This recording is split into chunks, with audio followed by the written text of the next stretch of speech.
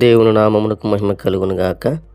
మన ప్రభువును రక్షకుడైన యేసుక్రీస్తు నామమున మీ అందరికీ శుభాభివందనములు తెలియజేస్తూ ఉన్నాను. ఈరోజు మన ధ్యాన గ్రంథము నుండి యోహాను సువార్త 15వ అధ్యాయం 8వ వచనం. మీరు బహుగా ఫలించుట వలన నా తండ్రి మహిమపరచబడును.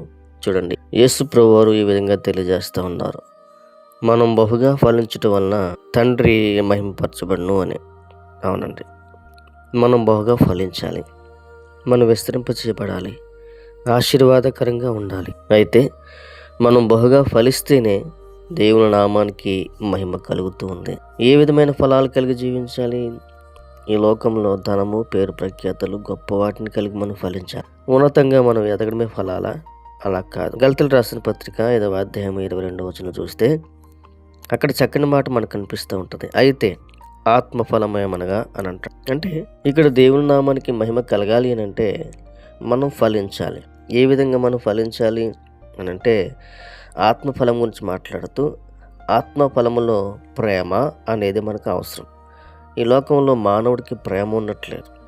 అందరినీ ఒకే విధంగా ప్రేమించలేకపోతున్నారు, అందరినీ సమానంగా ప్రేమించలేకపోతూ ఉన్నారు, అందరి పట్ల అనురాగం కలిగి జీవించలేకపోతూ ఉన్నారు. పరలోకపు ప్రేమ చాలా శ్రేష్టమైంది కనుక దేవుని పిల్లలుగా ఆత్మఫలములలో ప్రేమ అనేక ఫలము చాలా అవసరం. ఆ ప్రేమ అనే ఫలము లేకపోతే మానవుడు దేవుని రాజ్యాన్ని స్వతంత్రించుకోలేడు. కనుక మనము ఆత్మఫలములో ప్రేమ అనేది ఉంటేనే దేవుని నామానికి మహిమ కలుగుతుంది. ప్రేమ అనేది లేకపోతే దేవుని నామమునకు మహిమ కలగదు. తర్వాత అంటాడు సంతోషము.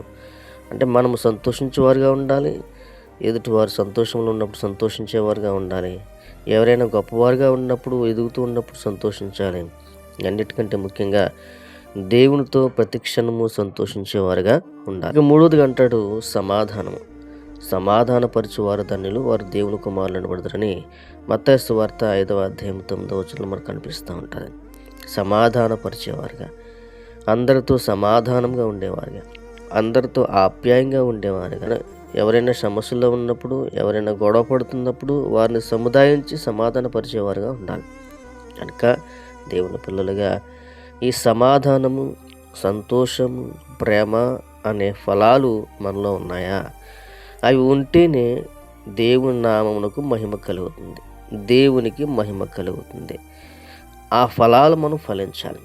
అందుకన్నాడు, మీరు బహుగా ఫలించటం వలన తండ్రికి మహిమ కలుగుతుంది అంటున్నాడు. అయితే మనం ఫలిస్తేనే తండ్రి అయిన దేవునికి మహిమ. ఏ విధమైన ఫలాలు?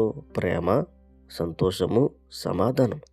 ఇవి లేకుండా నేను దేవుని బిడ్డను అని అనుకుంటే మన ద్వారా దేవుని నామానికి మహిమ కలగదు.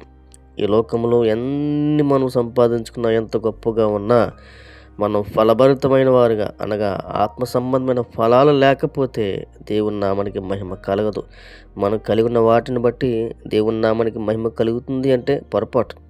కానీ ఆత్మ సంబంధమైన ఫలాలు కలిగి ఉంటేనే దేవుని నామానికి మహిమ కలుగుతుంది. కనుక దేవుని పిల్లలుగా మనం ఆత్మఫలాలు ఫలిస్తున్నామా?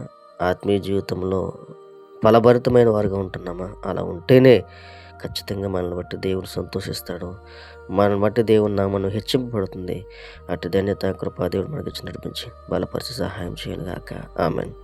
ప్రార్థన. పరిశుద్ధుడా, మీకు వందనాలు. మరొకసారి మీ పాస్తానికి అడిగించిన ధన్యతను బట్టి నీకు వందనాలు. జ్ఞాపకం చేసుకోండి, ఎందరైతే వాక్యం విన్నారో వారందరిని బలపరిచి ఆత్మఫలాలు ఫలించి మీ నామాన్ని మహిమపరిచే భాగ్యం దయచేయమని యేసు నామమున అడుగుచున్నాను తండ్రి. ఆమేన్.